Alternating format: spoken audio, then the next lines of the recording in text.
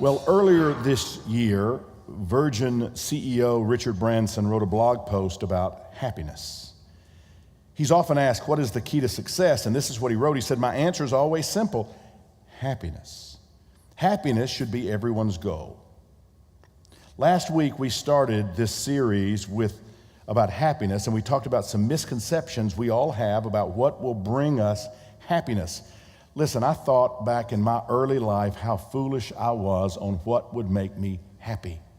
There was a time in my life I thought if I only had, it was a used red Jaguar, but I thought if I only had that used red Jaguar, it would make me happy. And you know what? It did. For about 2 weeks, it made me very, very happy. But then the happiness wore off, and I was so dumb, I then thought what I needed was a second Jaguar. And I bought a blue Jaguar with my red Jaguar. And you know how long that made me happy? About 2 weeks. Because I just didn't understand where real happiness comes from. If you weren't here last week, we talked about all of these things. There's a video, there's the audio of the message. It's all on the Village website at thevillageatlanta.com/happy. So I want you to go there, and if you missed it, I want you to catch up. It's 22 minutes. It'll be easy to catch up. I want you to see that. Here's some things we learned last week. Without an active happiness practice, our happiness levels remain fairly constant our whole life. In other words, science says 50% of your happiness is set according to your DNA. If you don't do anything I'm going to suggest in this course, this kind of series that we're going through, 50% of your happiness is totally determined by your DNA. Some people are normally happier than others, some people are a little sadder than others, but that doesn't change. So if you have a happy experience, you buy the Jaguar, used Jaguar, you get happy for 2 weeks, but then you go right back down to the level that you've always been at. You get a new house, you go up, but you come right back down to the level you've always been at if you don't put into your practice some of these happiness lessons we're going to be talking about.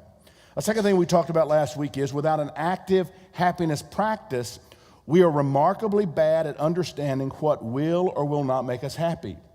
We as human beings are clueless. Left to our own designs, we are clueless about what truly makes us happy people. We imagine more money or a better job or reaching a major goal or having better stuff or finding true love or getting a perfect body will make us happy.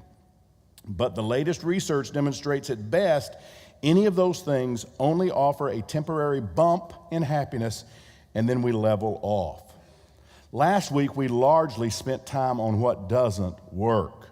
This week, and I'm happy we turned the corner this week and then for the next several weeks, we're going to be learning about what social scientists and psychologists are finding really does improve happiness over the course of a lifetime. These are things that really, really work. And you know what's amazing? As we looked at the scientific literature to prepare this series, we were blown away by how much recent scientific research fits perfectly with the pure and simple lessons that Jesus taught. Jesus called it life in the kingdom. And life in the kingdom really is a happier, more joy-filled way to live. This is a journey we all need to be on.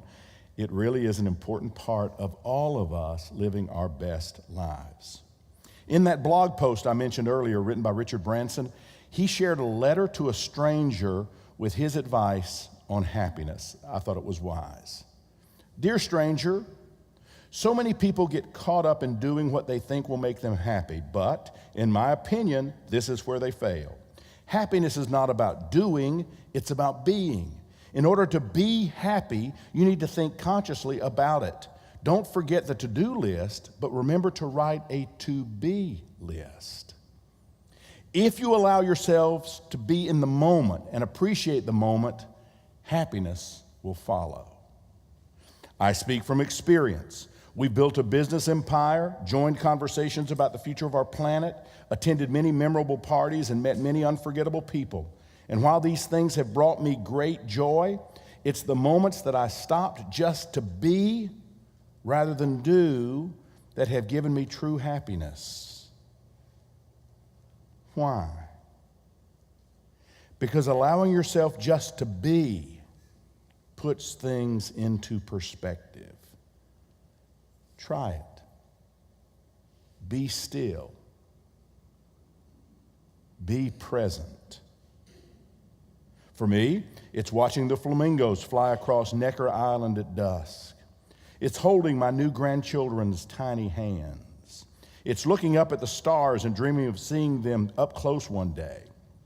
It's listening to my family's dinner table debates. It's a smile on a stranger's face, the smell of rain, the ripple of a wave, the wind across the sand. It's the first snowfall of winter and the last storm of summer. There's a reason we're called human beings and not human doings. As human beings, we have the ability to think, move, and communicate in a heightened way. We can cooperate, understand, reconcile, and love. That's what sets us apart from most other species. Don't waste your human talents by stressing about nominal things or that which you cannot change. If you take the time simply to be and appreciate the fruits of life, your stresses will begin to dissolve and you will be happier. But don't just seek happiness when you're down. Happiness shouldn't be a goal, it should be a habit. Take the focus off doing and start being every day. Be loving, be grateful, be helpful, and be a spectator to your own thoughts. Allow yourself to be in the moment and appreciate the moment. Take the focus off everything you think you need to do and start being. I promise you, happiness will follow. Happy regards, Richard Branson. Social scientists and psychologists have a word for what Richard Branson wrote about in that letter. It's not a technical word, it's a word that you'll recognize because it's a word that we have associated with food for so many of us. The word I want you to get this morning is savoring. When we savor something, we relish it. We enjoy it. We delight in it. We revel in it. We luxuriate in it. We bask in it. Now, by temperament, I struggle with savoring. I know this by how I naturally eat. I eat very fast. Anybody else eat very fast by nature? And it's not like I get it when people say, yeah, we were a starving family, and if I didn't eat the chicken, somebody else get the chicken. We weren't a starving family. I just ate fast. When Jane and Neil are sitting at the table, they both are foodies, and they are great cooks, and they savor. Joe, they taste things in food I have never tasted in food because it just goes straight into my stomach. I don't even know what it is. They'll say, is that garlic or is that fennel that I'm tasting? It's like, fennel, what is fennel? I don't even know what fennel is. No, I think it's rosemary that I'm tasting, just a hint of rosemary. They savor every little bite. I have finished my meal. They're still talking about the first bite. It's like, come on, what are y'all doing? But I'm working on this because savoring is important with food. It's important with drink, but it's really, really important if you want to live a happy life. The psychologists Fred Bryant and Joseph Veroff chose to use the word savoring to explain this thing we can do that legitimately increases happiness. In the same way that we learn to cope with negative experiences so we can survive them, we also can learn to savor positive experiences so we can thrive based on them. According to Bryant and Veroff, savoring is the process of attending to, appreciating, and enhancing positive experiences. And then they say this, savoring is a second-order experience, and what that means is, it means it's an intentional higher-level experience that requires your mindfulness. You have to cultivate mindfulness. It's what happens when we mentally check in with what's happening at any given moment, and we actively think about the experience. Occasionally, an experience is so good we can't go to bed without automatically savoring that experience.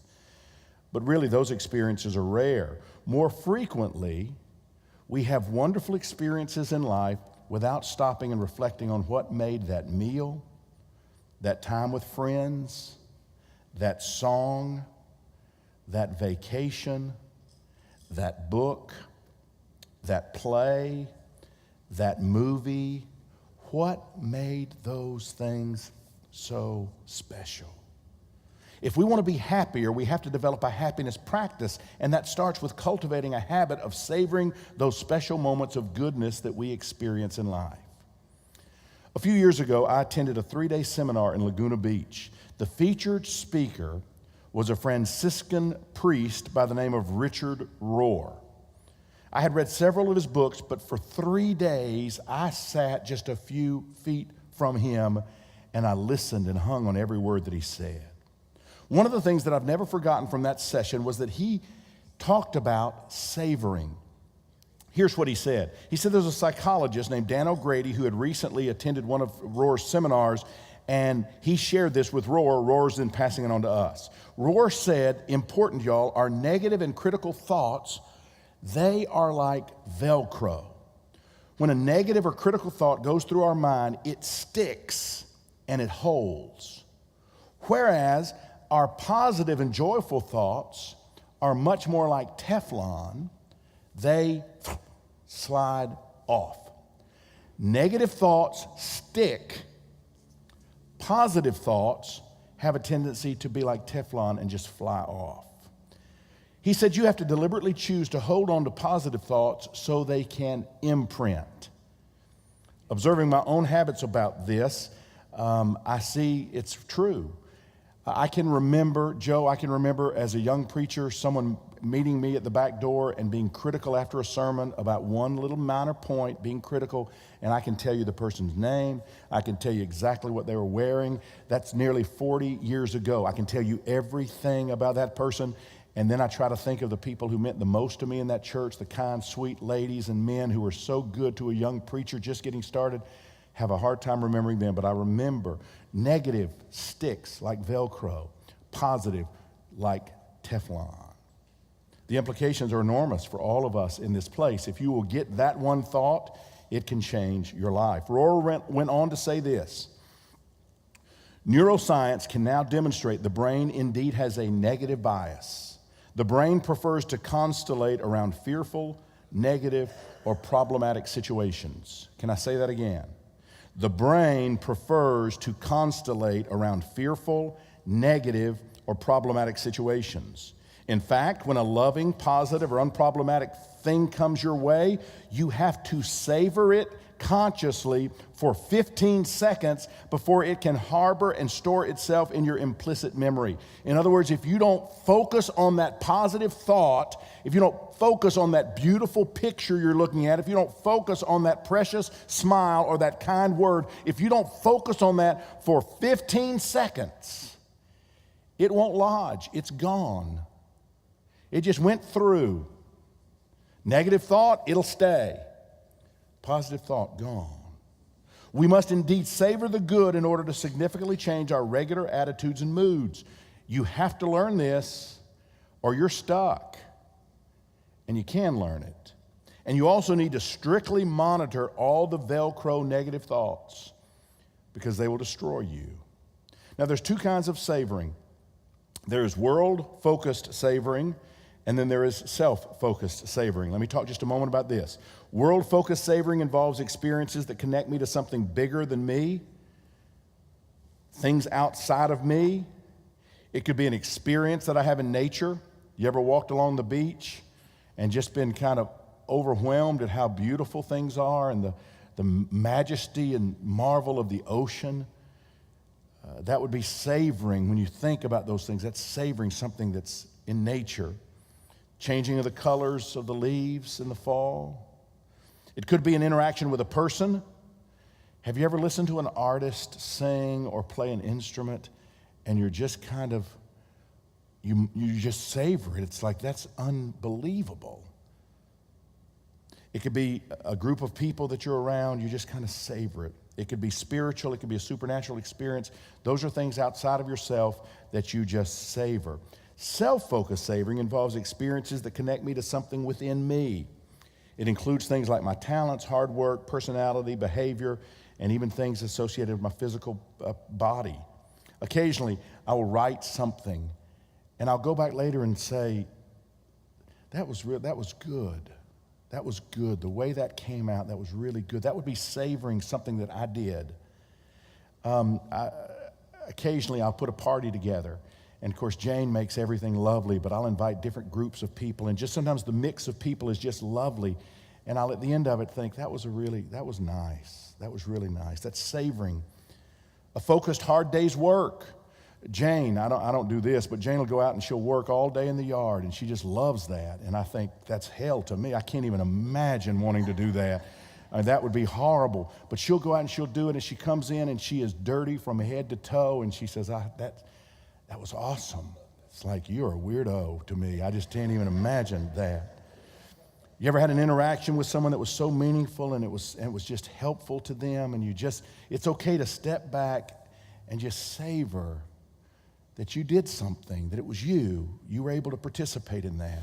Self-focused savoring requires some balance. Hear me, you don't want to brag about everything that's great about you, but it is important when you can accomplish a goal or victory and you can look back in reflection on how you made it happen. That's a good thing. Too often we make the mistake of pulling off a beautiful accomplishment and then immediately we get busy moving on to the next thing. I've done that. You do something and it's good, and then you begin something immediately, you start doing something else, and you never stopped to just breathe and savor what just happened. There's another kind of self-focused savoring that's my favorite. Bryant and Veroff call it luxurating. I love that word, luxurating. It's perhaps the easiest type of savoring for us to understand. It's what we do on vacation and when we experience beautiful art or the glory of nature. Those things are outside of ourselves, but when we luxuriate, we take that beauty into ourselves. You know what I'm talking about? It just kind of comes in, and you just feel enlarged because of what you have just witnessed. It's a beautiful thing. I think it's that way in worship, actually. When I see people really enter into a sense of worship in church, it's not hyper-emotionalism. That's what some people think, that it's hyper-emotionalism. I think more than that, it is them focusing on the words that they are singing and focusing on the sense that there is a God who loves us, who is for us, not against us. And as they focus on that, and as they stand and they sing those songs, they take that into themselves, and you see them enlarged by the very process. The song Jacob sang this morning, I just focused on those words: alone in my sorrow and dead in my sin, lost without hope, with no place to begin. But your love made a way to let mercy come in when death was arrested and my life began. Oh, your grace so free washes over me. You have made me new. Now life begins with you. It's your endless love pouring down on us. You have made us new. Now life begins with you. Released from my chains, I'm a prisoner no more. Can anybody relate to what that felt like when you just felt like you were just a prisoner to your own silliness, foolishness, shame? Released from my chains, I'm a prisoner no more. My shame was a ransom he faithfully bore. He canceled my debt and he called me his friend when death was arrested and my life began. I just think when I sing those songs and I really try to savor it, it comes inside and it enlarges my life. These are not just phenomenal moments we're talking about. We're talking also about just everyday moments that you need to think about and savor. Let me give you some ideas for how you can savor things, all right? The first is this: have a conversation with someone about an experience and how it made you feel. I asked Jane when she came in. She didn't come up to sit by me till right at the end of the music set. And I said, is everything okay? And she said, I just found myself watching Jim Baum greet people at the door, and just the way he hugged them. She said, I just watched. I just watched. Now, many of us could walk by that every day, but she stopped and she savored it. and she told me about it. You can spend time thinking about how fortunate or lucky or blessed you were to get to have such a beautiful experience. She can this afternoon think about that experience, and that will allow her to continually live in that savoring moment. The other day, I went outside and was just sitting in the backyard, which is not common for me, but I just went out, sat in the backyard, and then it started raining, and so I moved onto the carport, and I was trying to practice this. I was trying to, because my nature, right, I just go right past it. But I was trying to just think about how beautiful it was. Then the biggest rainstorm came up. Do y'all remember the other night? It just hit so fast. But I was under the carport, and so it was like, I was just thinking about how beautiful this was, and flowers are being nourished, and the grass is being nourished, and then lightning flashed and thunder followed, and I ran into the house so fast I thought, this is crazy. I ain't savoring no more. I'm scared to death. I want to be in my house. But just for a moment, I was able to savor, and it was really nice.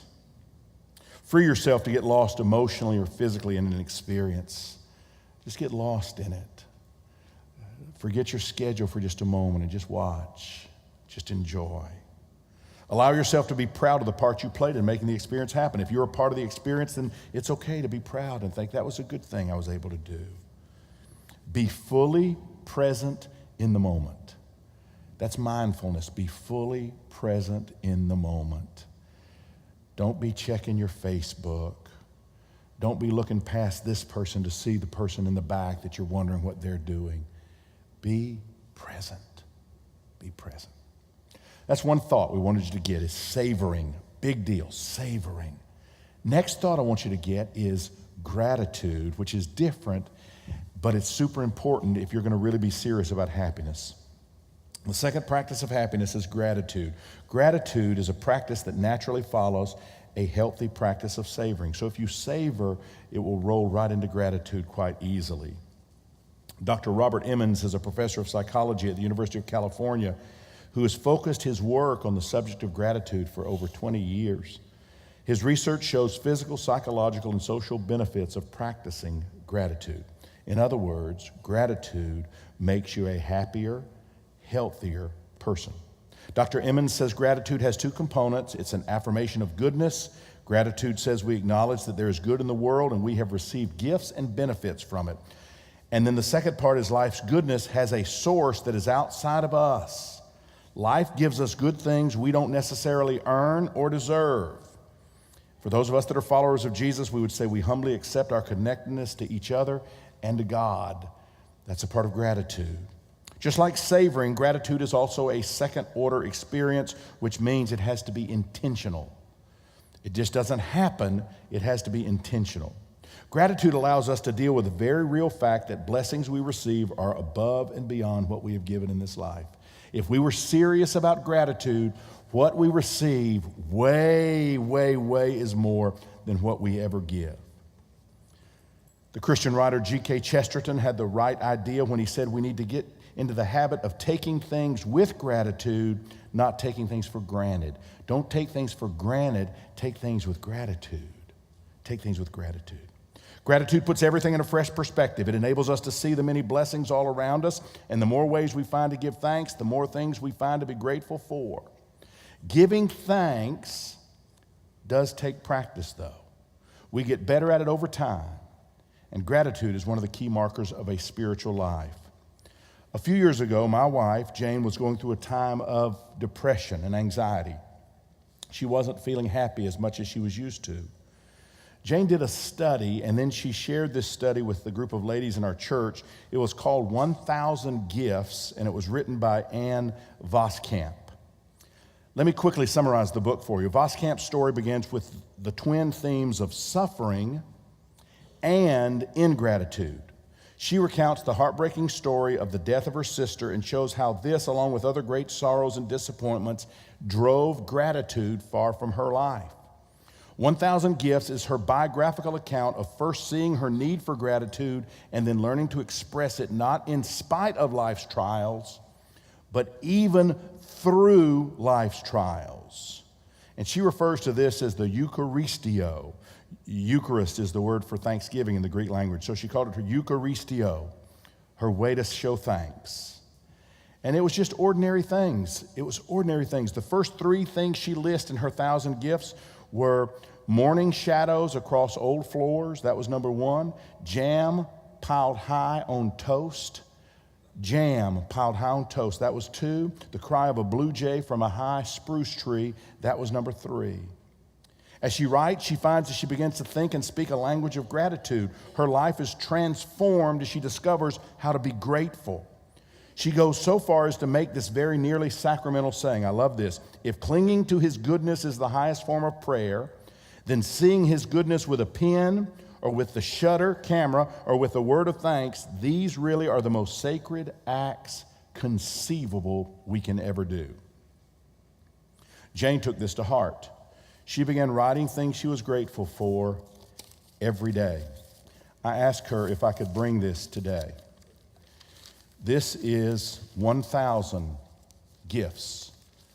Every morning I would come down for coffee and I would see my wife sitting in her chair and she would be writing things she was grateful for. Some of them are funny. Some of them are serious. They're all just life. Being retired, that's one she was grateful for. Being able to pick up Trevor, her grandson, when he had a nosebleed at school.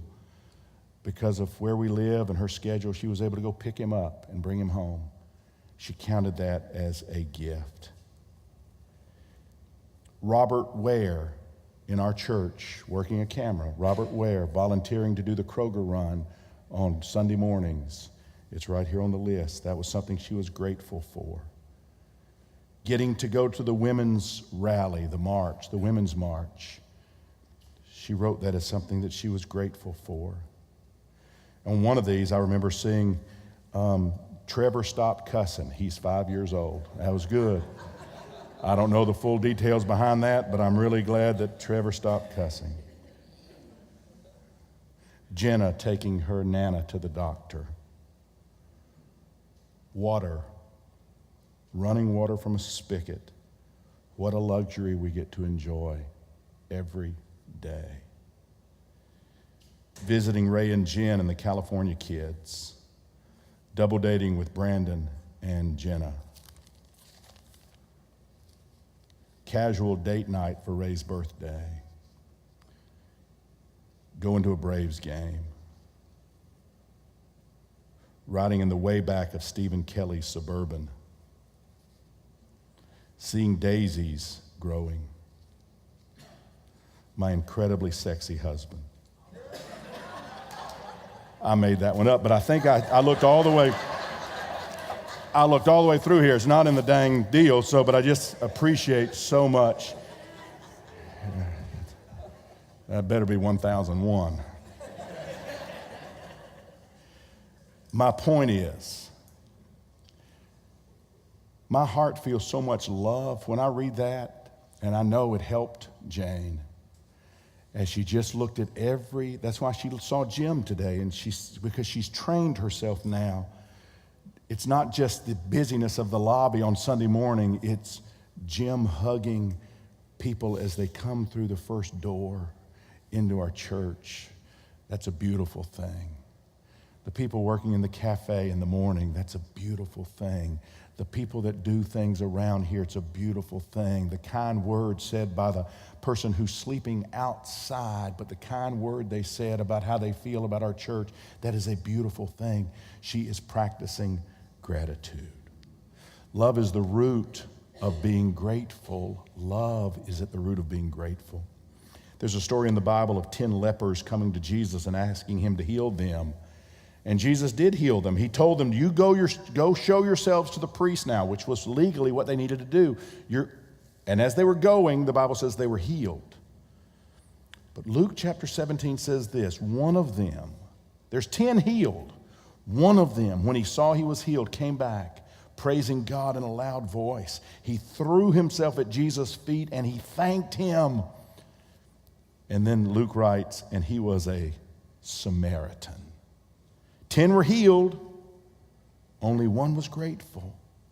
someone who was a minority, hated by the Jews. He had been ostracized even further. Not only was he a Samaritan, but he had leprosy, yet he was the grateful one.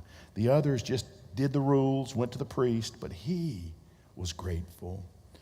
Episcopal priest Barbara Brown Taylor, in her beautiful sermon on this text, agrees that the 9 were fulfilling expectations and doing their duty by obeying the law. She writes that 9 behaved like good lepers, good Jews. Only 1, a double loser, behaved like a man in love. She thinks then about how hard she tries to fulfill expectations and obey rules and be a good church-going person like so many of us. And she said this, I know how to be obedient, but I do not know how to be in love. I know how to be obedient, but I do not know how to be in love. This is so important. Cicero said gratitude is the parent of all virtues. Gratitude. Is it hard? It is. I believe it's impossible to be happy, though, without learning how to be grateful for this life. Let me give you some ideas about ways to show your gratitude. First thing I want to say is this: express your gratitude in a note or a phone call to a person you love who has made a difference in your life. I don't know if you've heard of the website Soul Pancake. It's a website or webpage run by video producers out of Nashville who make videos to encourage people and bring positivity into the world.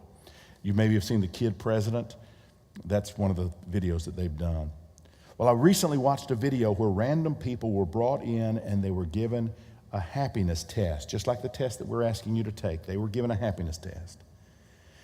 Then they were asked to name a person who has influenced them the most in their life. And then they were asked to write down why they were grateful. In other words, what has that person done in your life that has made such an impact? What has that person really meant to you? And then they did this. Thank you, Jessica. We're going to have you call your mother. So who is that right person for you? Person is my sister, Erica. We're going to give Erica a call. Okay. Who'd you end up picking? Friend of mine, Craig Ains. Her name is Dora. My college accounting instructor. Really? Is this somebody you're still in touch with today? No, I'm assuming that he's passed on. That's a to shame. the great beyond. You up for it? Yes. What would you say if we called up Dora? Oh, well, we can try, but she lives in Britain. In Britain? I don't know a number by heart, dude. This is awful. That's fine. I don't know my mom's number by heart. If it's true that those who are going on are looking down on us, maybe he read my chicken scratch. Hey, sweetheart. Hey, how you doing? Yes. You got a second? Where you at, in the hotel? I am. I'm in the hotel. You scared me when you asked if I had a second or something's wrong. No, I'm on this little TV show, and they told me to talk about the person that influenced me the most, and I picked you, and they're making me call you. They're making me call you. Oh, wonderful! Hi, you've reached Craig. I'm not here right now. At the tone, please record your message. Oh, come on. Hello? Hi. Hi. Erica, it's me. All right, so I got to read you this paragraph. Can you hear me? Yes, I can. Go ahead, All right. sweetheart. All right. The person that influenced me the most would be my mother, Marlo Dawson. She is a single mother of 2. She is a very hard worker and dedicated to her family. Hey, Craig, this is Loie. This is going to be a funny little voicemail, so I hope you enjoy it. I'm so sorry for calling you at 4 o'clock in the morning. I have to read this to you, okay? And you can't say anything, or I don't know. You can respond, but I probably will just keep going. Okay? Is everything okay? Yes, but I have to read this out loud to you. The person who has had the biggest impact on my life outside of Jesus Christ, who is responsible for my existence, was my college accounting instructor. He had a joy and enthusiasm for his job like no other teacher I have ever known. I love her to death, and she keeps me going with positive talk. She is a woman that knows what she wants and won't give up until it is achieved. Oh, something. I don't know what. I'm not because they're so beautiful. I have to say that's just wonderful. I first met Craig on an independent feature film set in Whitefish, Montana. I recently have been sending Craig a lot of positive thoughts as he's suffered a series of health problems. Despite his medical problems, he's continued to work and take pleasure in the small things in life, like sitting quietly with his wife Janine on the porch. Erica is my older sister and my best friend. Sometimes it even feels like we are twins. She's my #1 fan and my #1 supporter. She makes me happy because despite all my mistakes and my decisions, she still loves me no matter what. Your friendship is everything. And you are one of the most important person in my life. Even when she has a kid and many children, I will love her more than her kids. Okay, maybe not. I will never forget when she flew 3,000 miles at the drop of a phone call to save me from a breakup. I'm being blessed by having a son like you. I love you. Bye.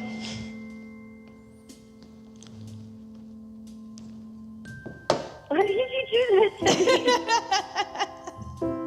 I don't know, because they made me do it. Thank you for picking up. Bye, sweetie. And then they're like, here, you're gonna write this letter. And then I wrote like this whole long ass letter, which, you know, I like don't write. And then all of a sudden they're like, hey, guess what? Now we're gonna call her and you're gonna read her this letter. And I was like, what the f?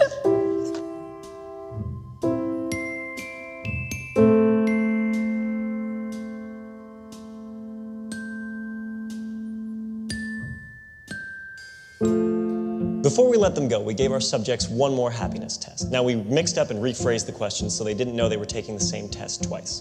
For those who took the time to actually write something down but couldn't make the phone call for whatever reason, we saw happiness increase between 2 and 4%. Good, but not exactly mind-blowing. Now, for those who actually picked up the phone and personally expressed their gratitude, we saw increases between 4 and 19%. So either way, expressing your gratitude will make you a happier person. But you want to know something really interesting?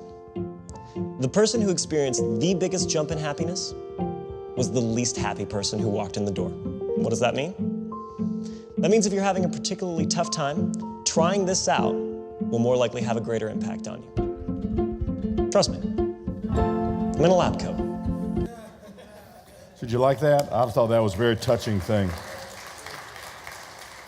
Let me quickly give you some more ways to show your gratitude. These are things that I've found helpful. Some of these I've not tried, but many of these I'm beginning to try. Take time to enjoy something you own but you have ignored. Maybe it's a piece of jewelry or a flower vase, but express your gratitude for its beauty by dusting it off and using it.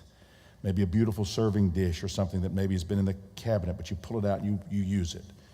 Go on a quiet, meditative walk through your house. Stop and say prayers of thanks for all the good experiences you have had in each room. I have a den, which is my favorite room in the house. There's a piano there, and we sing around the piano. And so I just tried yesterday just to sit there for a few moments and thank God for that room and all the joy that has been experienced in that room. While you're eating a meal, be grateful for the food by savoring each piece with all your senses. I'm working on that one. I gotta get a little work on that one. Choose one thing that you use every day. I was thinking about Jane, maybe a cooking pot or something, and then say a prayer over it, acknowledging how it helps you serve others. And she certainly serves others. Wash your car or maybe clean your phone and tell God how much you appreciate these things and how they help you connect with other people. Show your gratitude for the gifts of nature. This would be artsy, crafty people here, I would imagine. By incorporating some of these things, leaves, twigs, acorns, rocks, sand, into a table centerpiece. Just plan to go out and pick up those things and put it into something that would remind you. I like this one. I don't have pets, but I thought this was good. Convey to your pets how grateful you are to have their company in your daily life. Pass on a gift that you've received but that's sitting unused in a closet. Instead of allowing it just to sit unused, pass it on to someone. Keep gifts in circulation as a sign of gratitude. Write a letter to a relative in which you acknowledge the special role he or she plays in your family circle. If possible, include an invitation to an upcoming meal. Say grace before your meal. Over the last several years, Jane and I had come to a point where we were kind of tired of the Lord bless this food to the nourishment of our bodies and our bodies to your service, amen. We were tired of that prayer because it just seemed like it was a ritual. And so what we began to say is, are you blessed? And she would say, I'm blessed. And I would say, thank you, Lord, and we would eat. But that became a ritual too. So now we're trying to mix it up, and we are trying to often say grace before the meal by giving thanks for the food, the people who are with us, the presence of the Spirit among us, but to really mean what we are saying. And I think that's important. Is it hard for you to imagine why this really makes people happier? For this to work, though, you can't just hear it. You have to do it. If you just go home and say, that Jane Waters put down 1,000 things she was glad of or grateful for, that doesn't get it. If you go home and you say, every morning I'm going to sit down and over my coffee I'm going to list 1, 2, or 3 things that I'm grateful for and really think about it and try to savor it, then there's a chance this will make you a happier person.